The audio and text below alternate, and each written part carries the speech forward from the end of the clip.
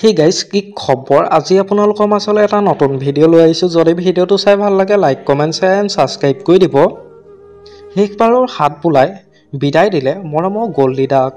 চিতাভস্ম বিসৰ্জনৰ পূৰ্বে কান্দোনত ভাগি পৰিল জুবলি বৰুৱা হয় সঁচাকৈ মানি ল'ব নোৱাৰা সেই দিনটো ইয়াৰ আমঠু জুবিন দাই যাতে ন্যায় পায় তাৰে আশা কৰিছোঁ জাষ্টিছ ফৰ জুবিন গাৰ্গ